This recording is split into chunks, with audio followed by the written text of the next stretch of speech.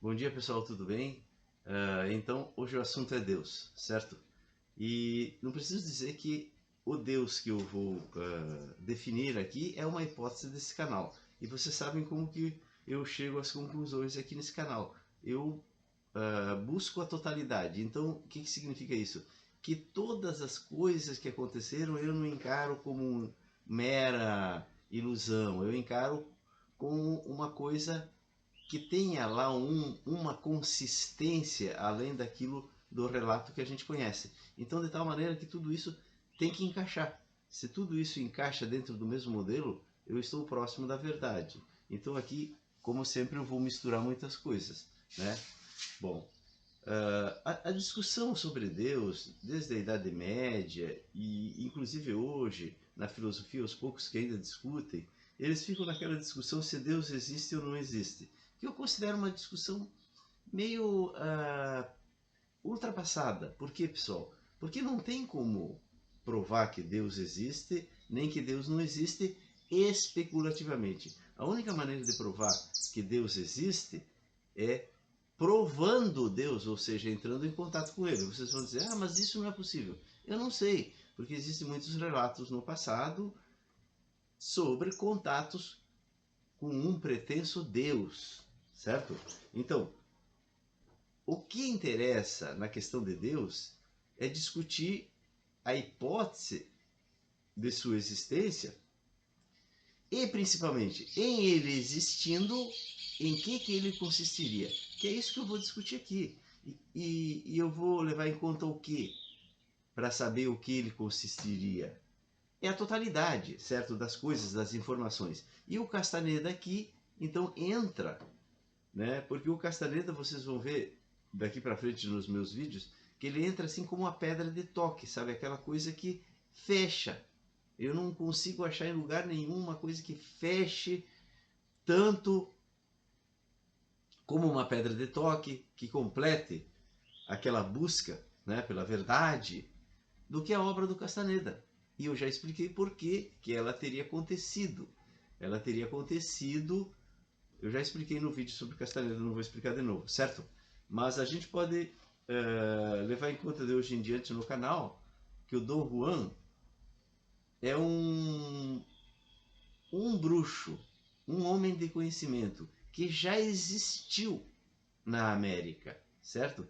E com a brincadeira, o Castaneda conectou esse ser, esse bruxo que já existiu, que era muito sábio, que era fruto de uma evolução da feitiçaria ali pré-colombiana que se fazia na América, que tinha um conhecimento muito grande, que ficou acumulado, que estava esperando justamente isso para ser revelado para nós. Vamos encarar assim, certo? De hoje em diante. E ele vai entrar nessa história da explicação de Deus também, certo? Bom, então, vamos lá. Deus é uma palavra de 4 letras, certo? D-E-U-S, no português pelo menos. Então a questão é discutir se existe alguma coisa por trás dessa palavra ou não.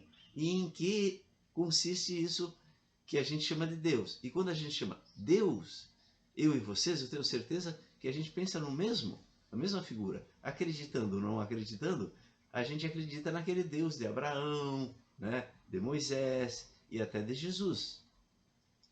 Certo? Em Jesus ele mudou um pouco, só que Jesus nunca disse que não era o mesmo. Ele disse, aquele Deus lá era mais severo e tinha aquelas leis restritivas para vocês, ele disse, porque vocês tinham um coração muito duro. Então, aquelas populações lá, né, de Abraão até Moisés, etc., eles eram populações muito primitivas comparativamente com hoje, pessoal. Eles estavam lutando para viver, para continuar vivos, para não ser escravizados. Então é tipo assim, tu tinha que escravizar para não ser escravizado. E ali começou a surgir uma outra coisa. Mas era difícil eles entenderem a mensagem que depois Jesus entendeu mais adiante. Certo? Muito bem. Mas, se eu digo assim, Alá, a gente já entende outra coisa. É o Deus dos muçulmanos, o Deus do Islã, certo? Mas é o mesmo, né? O Islã considera o mesmo. E a rigor é o mesmo. Inclusive no Antigo Testamento, em Abraão, se divide a geração. Uma parte foi criar os árabes e outra parte criou os judeus, certo? Os filhos de Isaac acabaram construindo os judeus, gerando os judeus. E os filhos de Ismael acabaram gerando os árabes, certo? Então é o mesmo Deus, que depois se revelou lá para o Maomé, entre os árabes. E Maomé chamava Alá, porque Alá significa Deus em árabe. Eu já falei isso várias vezes aqui, mas é possível que alguém só veja esse vídeo, então eu repito, né, pessoal? Muito bem. Mas, em que consiste esse Deus? Olha, parece que ele, eu diria assim, ele é o Deus único, certo? Que já existia no mundo mais antigo, o mundo da China, da Índia, o mundo oriental mesmo, da Ásia, ele já existia, né? E é o Brahma, que aliás tem um nome muito sugestivo, né, pessoal? Muito sugestivo, por falar em nomes. Só que ele era um Deus que nunca falou, nunca orientou diretamente. E ainda ele estava num campo distante, estava mais especulativo, né?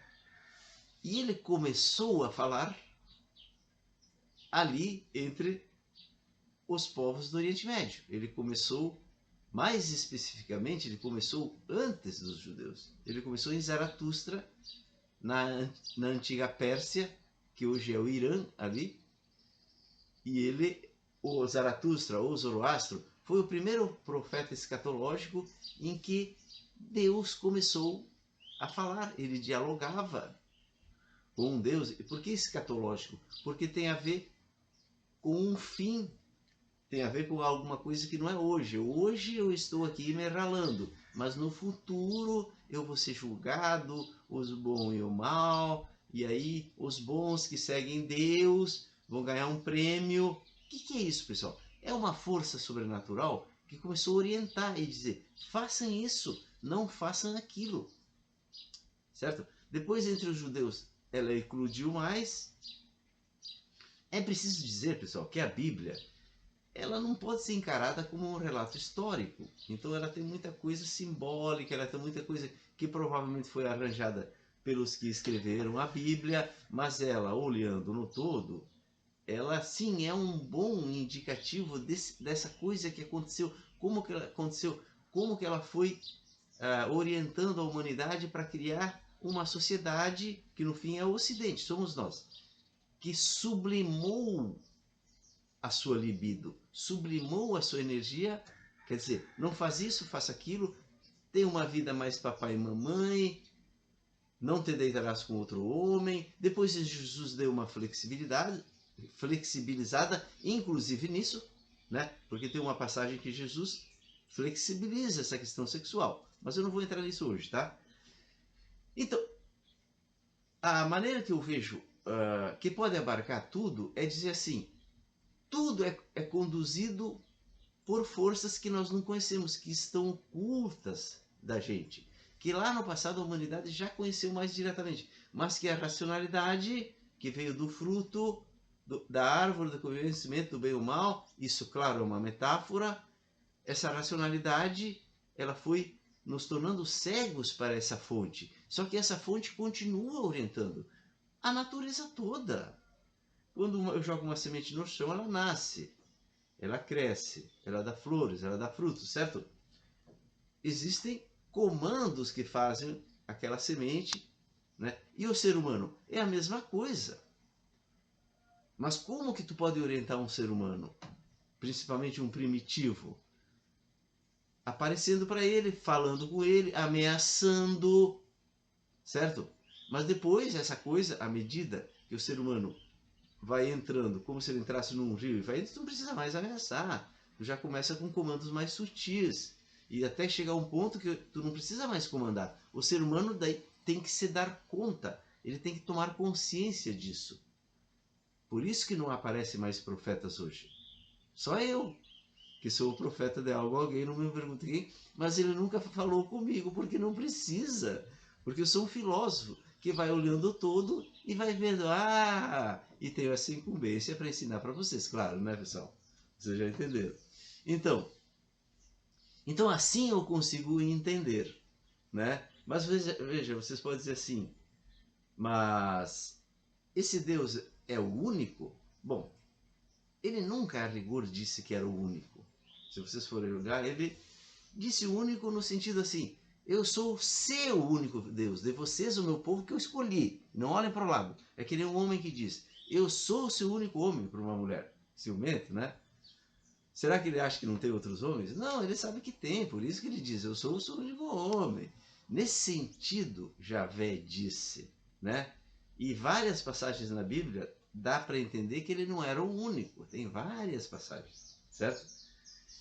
E então veja, o monoteísmo surgiu para te criar o humanismo, para dizer assim, ignorem os outros deuses que são dos outros seres, né? Então nós estamos chegando no que é Deus. O que é Deus? Então esse Deus que falou com seres humanos e criou essa religião, o que é esse Deus? Ele é o protetor do humano, do ser humano.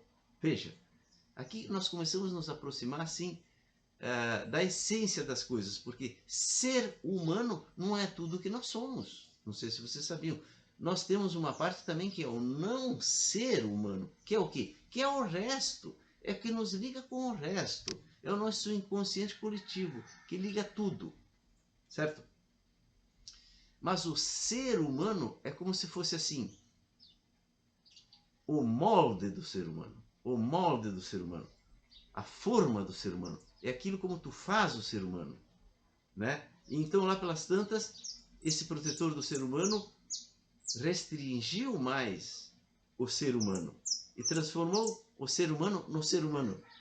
Entendeu como nós estamos desconstruindo? Nós estamos aqui desconstruindo a linguagem. Depois eu vou falar sobre isso num vídeo, porque ele é muitíssimo interessante. Quando a gente começa a chegar num ponto que não fala mais nada, é porque a gente está perto da essência. Porque nós nos afastamos da essência pela palavra, pela racionalidade. Quando tu começa a entrar em contradições, ou então em coisas que tu não diz mais nada, é porque tu está próximo à essência. Então veja, é porque o Javé é o protetor do ser humano, mas existe o não ser humano também em nós. E ele enfatizou o ser humano e disse, o que interessa é só o ser humano. E tudo que existe é para você, ser humano, usufruir. Todos os bichos da terra, todas as formas de vida, é para você comer, para você se alimentar. Esqueçam todos os deuses, protetores das outras formas de vida, porque eu sou o único para você. Você precisa sublimar, você precisa desenvolver o humano, e o humanismo, inclusive, surgiu disso, certo? Para que tu desenvolva uma sociedade e tu desenvolva as forças da natureza muito, muito, muito, muito para construir o quê? Um mundo de abundância. E esse mundo de abundância, será que vai resolver todos os problemas? Não vai. Mas depois, usando Castaneda, eu vou explicar para vocês também como a construção desse mundo de abundância, ele é necessário para construir um outro mundo de abundância que vá além deste mundo onde tudo está sempre se corrompendo, ou seja, está sempre morrendo, onde existe a morte, para construir um mundo de abundância num âmbito, numa instância onde não haja corrupção, é preciso construí-la primeiro neste mundo onde há corrupção, que é o nosso material de treino. Este mundo onde há a corrupção, onde há a destruição, a morte sempre perene, não foi a gente que decidiu, ele é material de treino. Mas quem explica bem isso como uma pedra de toque é a obra do Castaneda. Eu vou mostrar isso para vocês. Neste vídeo eu quero mostrar como Castaneda explica essa questão de Deus como uma pedra de toque. Por quê? Porque o Dom Juan, então esse sábio que se revelou através de Castaneda, ele disse assim, que os feiticeiros lá do México, eles vêm desde o descobrimento, eles vêm desde a conquista, eles se esconderam e vinham sempre escondidos dentro da sociedade até que eles se revelaram. E eles vieram junto com a sociedade, evoluindo, evoluindo, evoluindo, mas em práticas desconhecidas pela gente. E no aprendizado de um feiticeiro, chega um ponto que ele enxerga a forma do ser humano. A forma do ser humano, segundo Dom Juan, é um ser humano muito bondoso, muito cheio de amor, que a gente se sente arrebatado quando o feiticeiro chega nessa forma do ser humano. E ele diz para o Castaneda, só cuidado você para não ficar se ajoelhando e rezar, porque o Castaneda era cristão também, né? Então o Dom Juan sabia que lá no fundo, se ele visse a forma, ele ia se ajoelhar e rezar. Mas não é para se ajoelhar e rezar. É a forma do ser humano que, segundo essa tradição do feiticeiro, pode ser acessada. Ah, então vamos acessá-la? Não, mas tu tem que comer o pão que o diabo amassou. Até tu conseguir acessá-la, tu tem que abrir mão de um monte de coisas. Tu tem que te libertar do ego, da tua história pessoal. É uma longa viagem essa dos feiticeiros, que eu nunca entrei em detalhes aqui nos meus vídeos.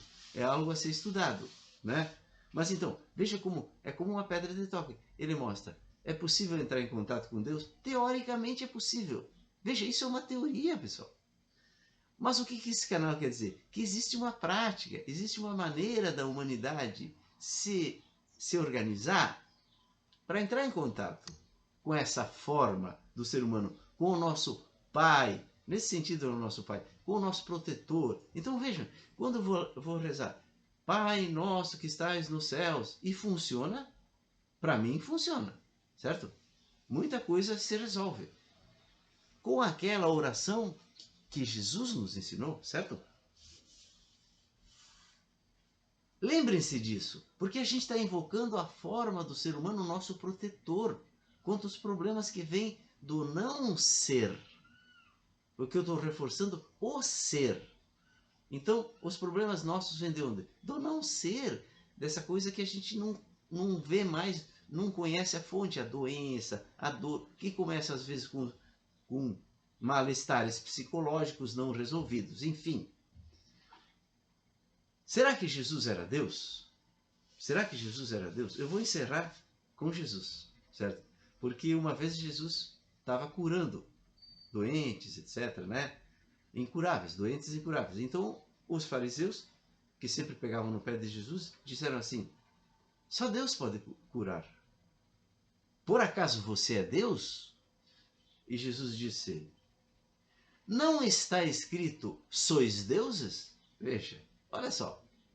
Essa é uma frase que liquida a questão dele ser Deus ou não. Ele disse, não está escrito, sois deuses. Ele está dizendo assim, todos somos deuses. Está escrito, né, nas escrituras. Vocês todos são deuses. Vocês é que não sabem disso. Vocês é que não conseguem acessar a divindade em vocês. Vocês que não conseguem entrar em contato com a forma do ser humano. Eu entrei e vocês não acreditam. Certo? Mas Jesus não disse que ele vai fazer. Ou talvez ele até imaginasse em vida, porque você sabe que para esse canal Jesus é um ser humano. Ele não sabia tudo. Depois que ele morreu, quando ele voltou e passaram-se 3 dias, e aqueles 3 dias lá do outro lado é uma eternidade, como é que eu sei disso?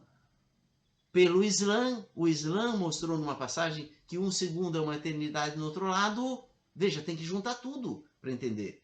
Nesses 3 dias, Jesus voltou sabendo muito mais. Essa explicação que eu dou aqui nesse canal, que é da totalidade, é a única coisa que eu acredito que possa levar o ser humano a compreender, sem julgamentos morais, e ao mesmo tempo ensejar uma ação por parte da humanidade em direção àquilo que interessa. Porque os feiticeiros lá do Castaneda eram desafiadores da morte. Porque eles estavam militando na essência da natureza. Sabe o que é o ser humano, pessoal? Sabe o que nós somos? Desafiadores da morte.